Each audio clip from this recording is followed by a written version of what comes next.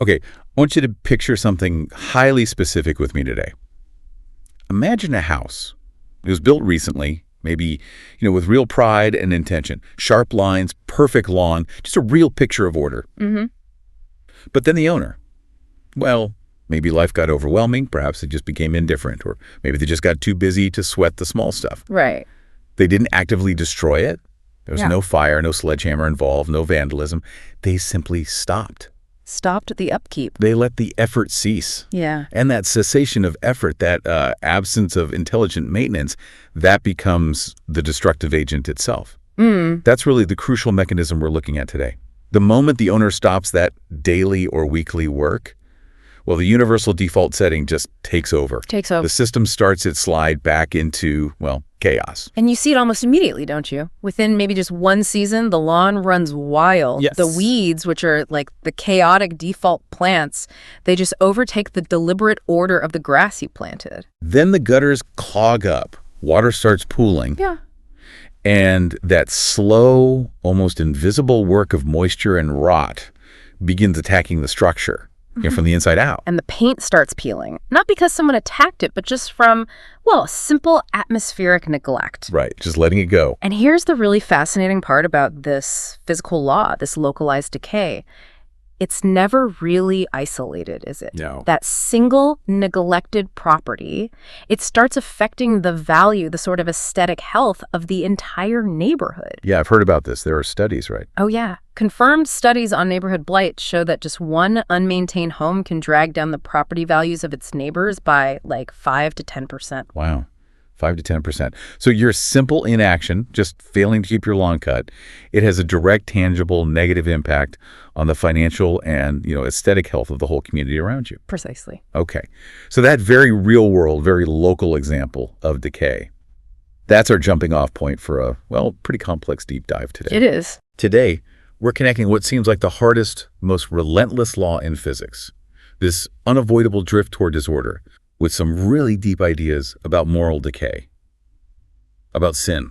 We're digging into entropy, the second law of thermodynamics, and using that scientific reality as a powerful, almost unavoidable lens for understanding spiritual decay, and also the necessity of continuous intentional effort and maybe even the biblical mandate for order. Okay, let's unpack this then. We're aiming for a kind of shortcut to understanding here, but you definitely need the foundation first. Yeah. So how do we define entropy in the second law, maybe beyond just things get messy? Well, in the simplest terms, entropy is basically a measure of molecular disorder or randomness within a system. That's disorder. But the second law, that's the real driver. It states that the total entropy of any closed system, like the universe, or even just that neglected house, it will only increase over time. It never, ever decreases spontaneously. Never goes down on its own. Never. That's why complex structures like houses or, relationships, they must have organized energy input maintenance effort just to stand still, just to stay the same. So decay isn't some kind of accident. It's the cosmic default setting. That's a great way to put it, yeah. If I leave my desk alone, my car, my relationship, even my physical body, if I just leave it alone, it's not going to spontaneously improve or stay pristine. It's actually guaranteed to get worse. That's absolutely correct. If you stop the effort, if you remove that highly organized energy input, the system inevitably moves toward a state of maximum disorder. And interestingly, minimum usable energy. Yeah. The universe is constantly pushing everything toward that state. So order requires struggle. It takes work. Chaos. Well, chaos is just the path of least resistance. It's simply letting go. Letting go. We even see this on a cosmic scale, right? Stars burn their fuel and collapse. Galaxies eventually disperse into a cold, dark void. They're all, in their own way, succumbing to this relentless pressure. Okay, that concept, decay, is the default. That translates immediately and maybe painfully into our personal lives. And the sources we looked at really highlight the most profound area where this silent killer works, our relationships. I want to spend some real time on this, particularly that idea you mentioned, a hypothetical marital relationship where entropy, not drama, is the main issue. Yes, this is critical because we often mistake, the big blow-ups, the explosive conflict or infidelity as the primary cause of relational failure. Right, the dramatic stuff. But our sources are pointing out that entropy, the slow fade, is often the quiet killer. Think about a couple who started out deeply in love, actively communicating, really nurturing their bond through intentional connection. Right. But then over time, they start taking each other for granted. And the taking for granted, it isn't necessarily an active choice to be cruel, right? Yeah. It's more like an absence of the conscious energy that was needed to maintain that initial state. Precisely. That's relational entropy manifesting. It shows up when they stop communicating meaningfully. Conversations dwindle. They get replaced largely by just logistics. Like who's picking up the kids? Who's paying the bills? That kind of thing. Exactly. Or they start ignoring the small irritations, maybe thinking they'll just fade away on their own. But those small, unresolved issues, they're like debris accumulating in the system. Little bits of dust and grime, metaphorically speaking. Yeah. And they stop expressing appreciation. Or they stop planning shared, future-oriented activities, things that create forward momentum. They basically stop putting deliberate, creative order into the relationship. Okay, but wait a second. Isn't this just standard relationship advice? Communicate more, appreciate each other. How is framing it as entropy fundamentally different? That's a fair question. Are you saying that active malice, like, say, infidelity, is somehow less destructive than this passive neglect? That seems counterintuitive. It does seem that way, but the difference is really about perspective and universality. Infidelity, that's an active, catastrophic failure. It's like a sudden, high-energy explosion in the system. Okay. Entropy, however, is the universal principle. It applies even when both partners are completely committed to fidelity and mutual respect. It means that just the absence of malicious action is not a neutral position. Okay. So not being actively bad isn't the same as being actively good or even actively maintaining. Exactly. The system will decay even in silence. Malice destroys quickly, sure, but neglect erodes slowly, insidiously. And it often succeeds where malice fails precisely because it operates unnoticed for so long. So the foundation of the relationship erodes, not through some big explosion, but through this slow, insidious process of neglect. And it turns what was love into just coexistence. Yeah. They end up living parallel lives that are just quietly decaying through inaction and emotional distance. And this principle, this spiritual and physical law, you're saying it applies universally. Absolutely. Anything, a muscle, a skill you have, a garden, a friendship, a merit, if it's left unattended, it will move toward disorder. Neglect, the failure to apply the necessary energy, that's what invites the decay. We see this play out in, well, pretty much every domain of our daily lives too, don't we? And often the examples seem trivial until you realize their cumulative effect.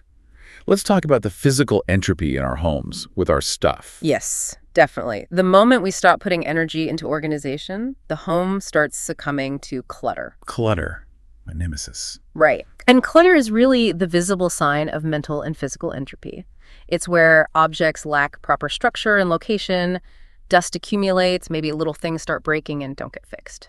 And that pristine environment we started with becomes kind of a reflection of internal, maybe mental disarray. It can contribute to stress, right? Absolutely. Psychological unease is definitely linked to physical disorder. And it's not just the house structure, it's our possessions too. Like take something valuable like a car. Good example. A car that's not serviced regularly.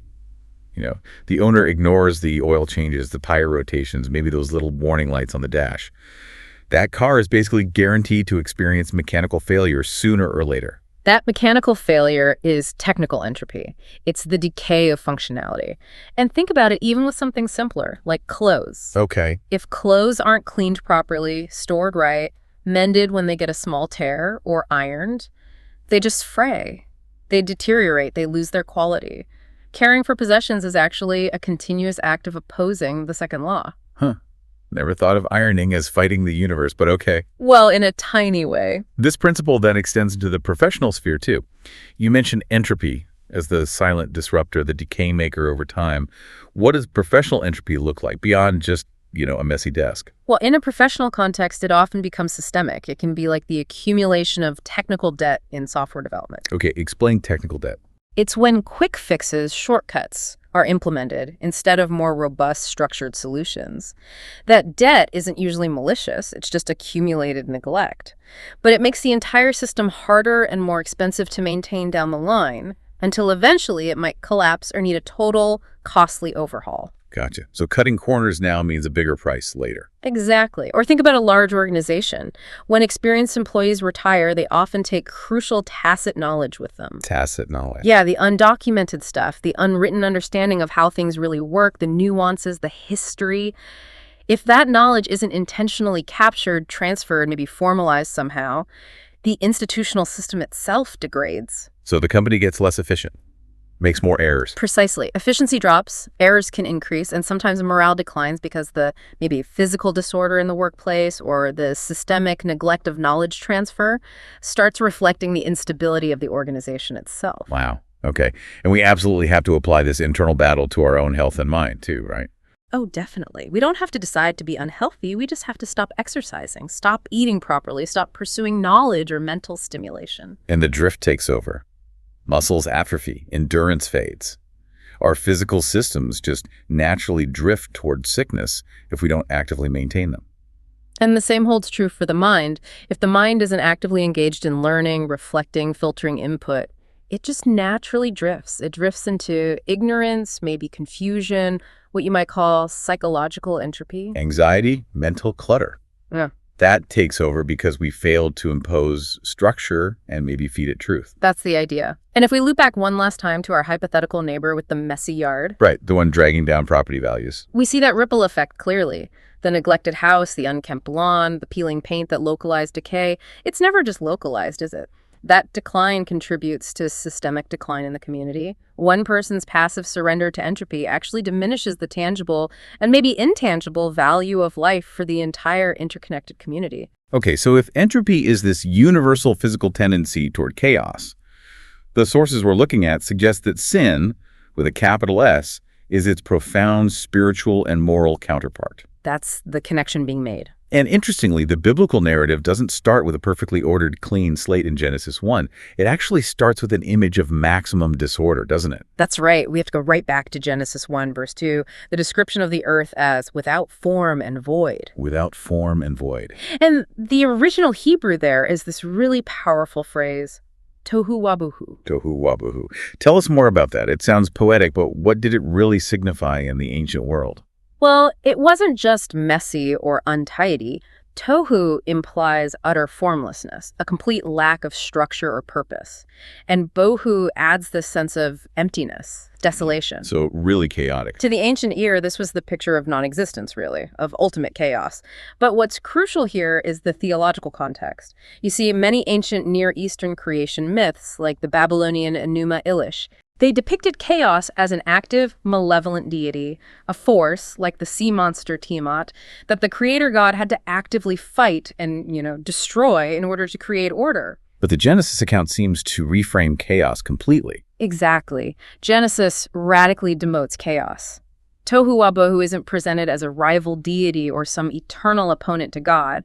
It's framed merely as the absence of God's intentional effort and structure. So it's the default state of the universe when divine energy isn't applied. That's the implication. And this really sets the stage for the rest of the Bible. In Genesis, God doesn't battle chaos. He simply imposes structure upon it. He speaks light into darkness, separates water from land. Okay, and this raises that theological puzzle you touched on earlier. If God creates everything perfectly in Genesis 1.1, in the beginning, God created the heavens and the earth. Why is the very next description in verse 2 this chaotic void? Right, that's a key interpretive question. The interpretation known as the gap theory tries to address this. The gap theory. Yeah, it posits that the earth became formless and void after an initial perfect creation mentioned in 1.1. It suggests chaos is actually a secondary condition, not God's original intent for that initial creation. So something happened between verse 1 and verse 2.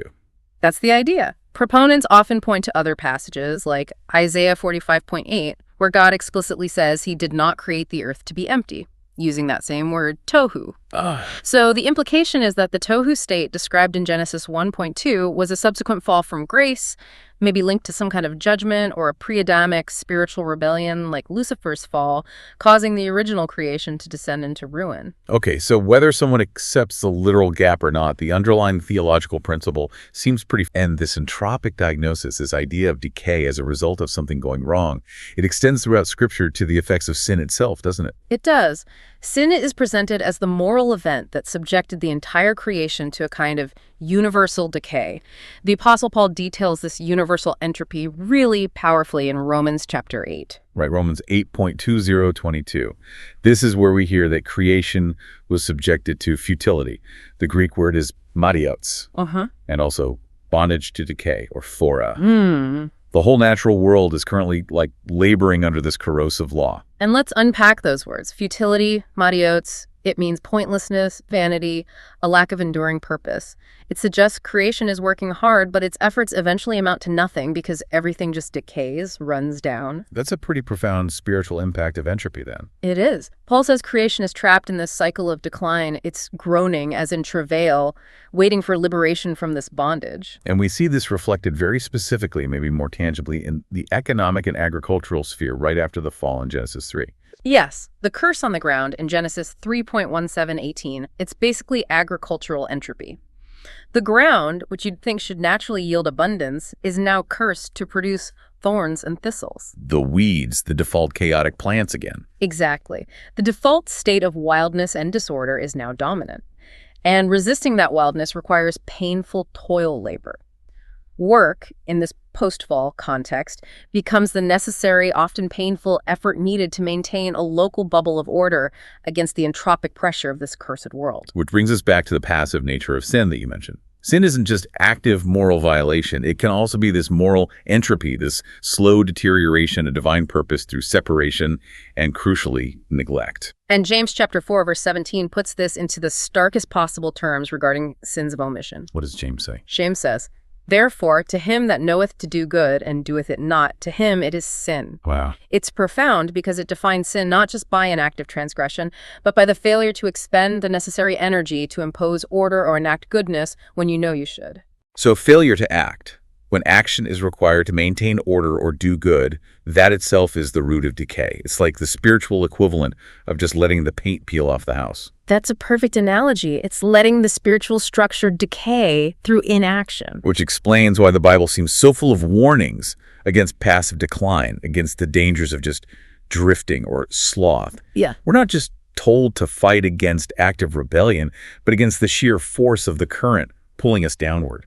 Hebrews chapter 2, verse 1 captures this perfectly. It warns us to pay most careful attention, lest we drift away. Drifting, that's so passive. It is passive entropy. You don't have to actively steer your boat toward the rocks. You just have to stop steering altogether. Let go of the tiller. And the natural entropic flow of the world, the culture, our own tendencies, it will pull you toward ruin, whether that's spiritual, moral, or relational ruin. And Proverbs gives us that incredible visual, tying the physical decay of the sluggard's field directly to moral laziness. That passage is striking. Oh, Proverbs 24.3034. It's practically a blueprint for how entropy works in personal stewardship. The writer observes the sluggard's field and vineyard, and behold, it was all overgrown with thorns, the ground covered with nettles, and its stone wall was broken down. Thorns and nettles, the entropic default again. The weeds that grow naturally if you do nothing. Yeah. And the broken wall, that's the clear failure of maintenance. Exactly. And the text explicitly attributes this ruin not to sabotage or bad luck, but to the consequences of a little sleep, a little slumber, a little folding of the hands to rest. It's that passive comfort, that desire for ease, leading directly to active destruction. And the consequence described is devastating. Poverty comes swiftly like a thief and scarcity like an armed man. The ruin sneaks up on you during your little slumber. It really teaches us that inactivity, just letting things slide, guarantees structural and moral collapse eventually. It absolutely reinforces what Ecclesiastes 10.18 says. Through laziness, the rafters sag. Because of idle hands, the house leaks. Physical neglect is just the perfect spiritual metaphor for how our moral and spiritual structures fail when we don't maintain them. Okay, so if the universal diagnosis is that decay is the default, that things naturally fall apart, then the spiritual life simply cannot be passive. Yeah. It must be characterized by intentional, continuous, energy-expending, what you might call anti-entropic effort. Yes. The Bible is, in many ways, a mandate for diligence, for active maintenance. And this mandate starts even before the fall, right? in the garden itself. That's right. Genesis 2.15 establishes Adam's duty in the supposedly perfect Garden of Eden. He was placed there to work it and keep it. Work it and keep it. What do those Hebrew words mean? The Hebrew is abad and shamar. Abad basically means to work, to serve, to cultivate. Shamar means to guard, to watch over, to protect, to maintain vigilance. So even in a perfect world, effort and vigilance were required to maintain the perfection. Order wasn't self-sustaining even then. Apparently not. Stewardship, this active maintenance, seems to be the fundamental, original antidote to entropy, built into the system from the beginning. And this work, this effort, it's elevated beyond just chores, right? Yeah. It becomes a spiritual act, covering pretty much every daily task. That's the powerful connection the Apostle Paul makes in Colossians chapter 3, verses 23 and 24. He says, "Whatever you do, work heartily, as for the Lord and not for men." Work heartily. Yeah, knowing that from the Lord you will receive the inheritance as your reward. You are serving the Lord Christ. This elevates the mundane cleaning the house, organizing your files, maintaining accounts, repairing things, doing your job well. It elevates all these things into spiritual acts. Why? Because they are resisting the universal entropic pull of a fallen world. That's the idea. When you impose order, when you maintain structure, when you work diligently, you are, in a sense, imaging the creator God who brought order out of chaos. And this commitment to order is also directly linked to God's own character in Scripture. Absolutely. 1 Corinthians 14, verse 40 gives this universal organizational principle for the church community, but it really applies to our lives too. Let all things be done decently and in order. Decently and in order. Because, as Paul says earlier in that chapter, God is not a God of confusion or disorder, but of peace and order. So when we bring structure, clarity, and intentional maintenance to our lives and our spheres of influence, we're reflecting his nature. Okay, let's apply this anti-entropic mandate specifically back to that really complex system we started with. Relational entropy, especially in marriage. How does the Bible tell us to actively fight that? Well, the commands here are pretty radical because they demand constant high-energy input. Just passive affection or assuming things are fine because there's no big fight, that's clearly insufficient according to Scripture. So what's required instead? Love must be an active, sacrificial attention. Look at Ephesians chapter 5, verses 25 to 33. Husbands are commanded to love their wives as Christ loved the church, giving himself up for her. That involves nourishing and cherishing her. Nourishing and cherishing. Those sound like very active verbs. They are. They require sacrificial time, emotional availability, focused energy, the direct opposite of passive neglect or just coasting. And for both partners, resisting relational entropy means actively fighting the accumulation of that debris we talked about, like resentment and bitterness. Exactly. Unforgiveness is pure relational entropy. It's the accumulation of unresolved hurt and debris that just calcifies over time into bitterness, and it destroys the foundation of the relationship from within. So what's the anti-entropic action there? Colossians chapter 3, verse 13, mandates forgiveness as a daily or maybe moment-by-moment discipline. Bearing with one another and forgiving one another as the Lord has forgiven you, so you also must forgive. It's a continuous act of maintenance, isn't it? Mm-hmm. Actively clearing away the emotional debris to restore the system to working order. That's exactly it. If you allow past injuries, even small ones, to just sit there and fester, they breed chaos and distance.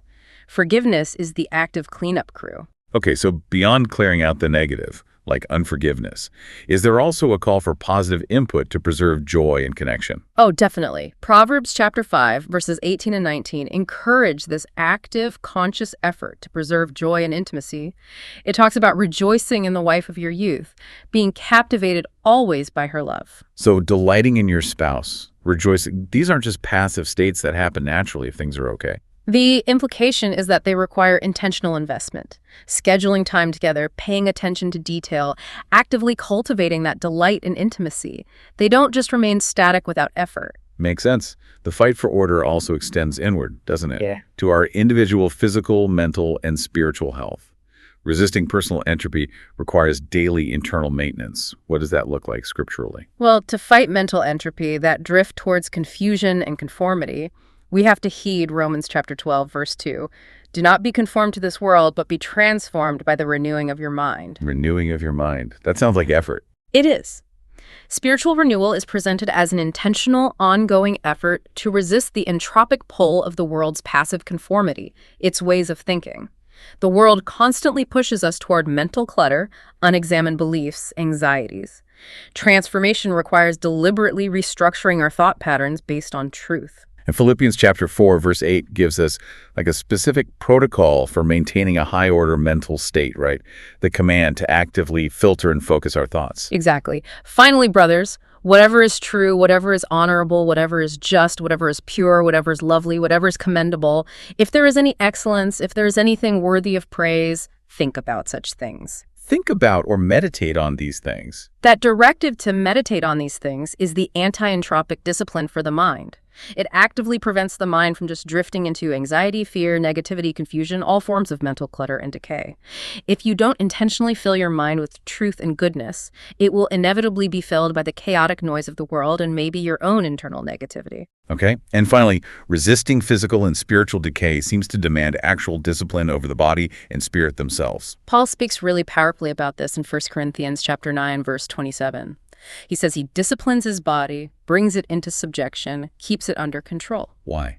Lest after preaching to others, he himself should be disqualified. It's this recognition that physical entropy, weakness, illness, laziness, lack of control requires constant exertion to resist. If we neglect our bodies, we lose the physical instrument God gave us for our purpose. And spiritually, is there a parallel? Absolutely. Paul tells Timothy in 2 Timothy chapter 1, verse 6, to stir up the gift of God, which is in him. Some translations say fan into flame. Stir up or fan into flame sounds like effort again. It implies that spiritual gifts, faith itself, can grow cold or dormant if neglected. It warns against spiritual rust. Faith can't be passive, just stored away somewhere or neglected. It must be active, fueled, exercised, vigilant to avoid spiritual collapse or ineffectiveness. Okay, this is where, for me, the entropy framework provides maybe the highest level of conceptual insight. It seems to force a pretty fundamental paradigm shift in how we even think about suffering and maybe the nature of evil itself. I agree. It really changes the fundamental question we tend to ask of existence, doesn't it? How so? Well, when something bad happens, tragedy strikes, illness hits, injustice occurs, the common, almost reflexive question is, why? Why do bad things happen to good people? Yeah, that's the classic problem of evil question. Right. But notice the assumption embedded in that question. It assumes that order, goodness, justice, health, that these are the default state of the universe. And therefore, suffering and evil are the strange anomalies that need special justification. Okay.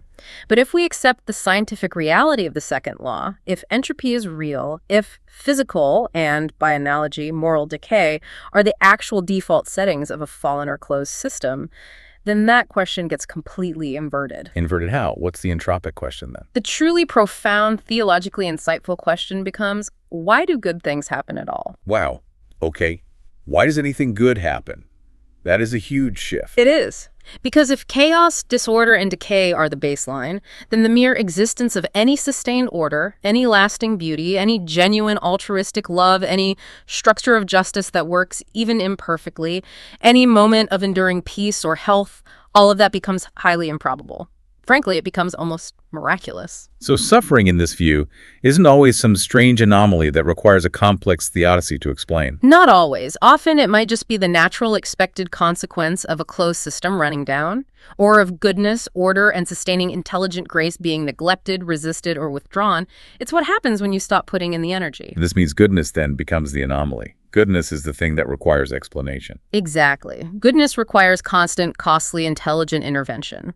Whether that intervention comes directly from God's common grace or his specific saving grace, or through the conscious, effortful choices of human will aligned with good. Think about it this way. Evil, much of the time, might just be the organic result of neglect. It's simply the absence of goodness and order.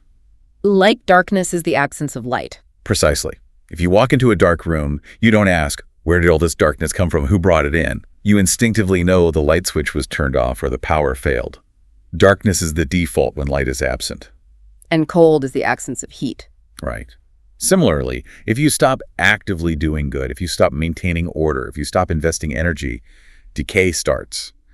Evil, in many forms, might just be what rushes in to fill the vacuum left by the absence of active goodness. So every act of kindness we see, every moment of sustained integrity someone shows, every hour someone puts into relational maintenance, or every bit of physical care we take with our bodies or our property. It's all a deliberate, localized victory against that universal entropic flow. Yes, we don't naturally drift toward goodness or health or order. The current pulls us toward chaos. Goodness requires intention, energy, and constant resistance against the tide. This framework really helps make sense of why being a moral person requires daily vigilance, doesn't it? It absolutely does. It clarifies why relationships take so much darn effort.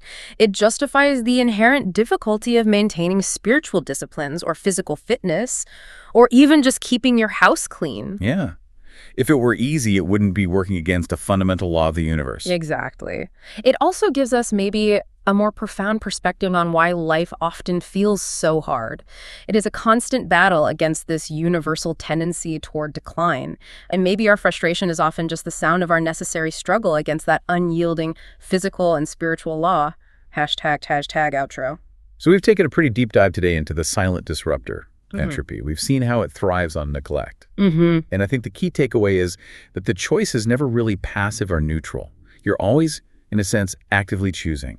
Either you impose order through diligence and intentional effort, or you surrender to the natural downward drift toward chaos. Yeah, that sums it up well. And the biblical call, as we've explored, seems to be a call to be an agent of order, an agent of maintenance in every domain of your life, your marriage, your home, your health, your mind, and your spirit, pushing back against the decay. But importantly, the journey described in Scripture doesn't end with just this endless, tiring battle against decay in this life.